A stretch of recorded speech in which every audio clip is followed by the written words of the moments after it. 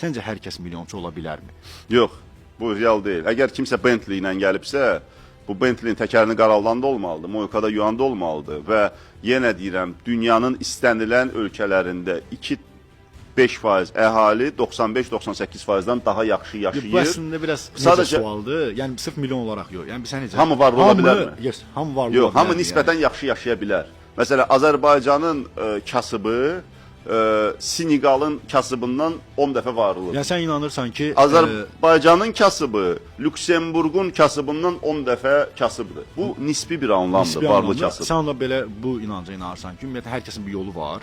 Bu adama əgər o belə deyək, pullar qismət olacaqsa olacaq, olmayacaqsa olmayacaq. Ya nəyə görə deyirəm? Məsələn, bir adam buna inanırsan ki, bir adam davamlı hər gün işləyir, davamlı cəhdləri olur, amma ki bu adam bir türlü varlana bilmir. Bəli, çünki düzgün yolda deyil. Düzgün faydalı iş əmsalı var. Koeffisient полезного действия. Bunun faydalı iş əmsalı sıfırdırsa, bu ən əziyyətli iş hansıdır? Tikintidə fəhlə.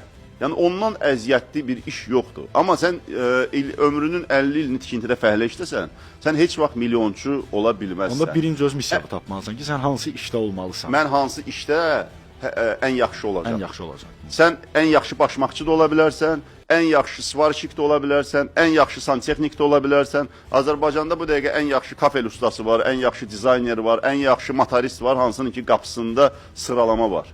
Amma bunun xoşu gəlib, başlayıb öyrənməyə son 10 ildir ki, Azərbaycana gibrid mühərriklər gəlibdir. Amma gibrid mühərriyin artıq ustaları var ki, Sirgey Qamışlıqdadır, nə bilim, Vəli Dərnəgülün axırındadır. Adamlar gəlirlər çünki bunun başı çıxır, bunun yanına gəlirlər. Bu da əziyyət çəkib, nəsə öyrənib. Amma bunlar da gedib elə 50 il tikintidə fəhlə işləsəydi, təbii ki, orada da qalar.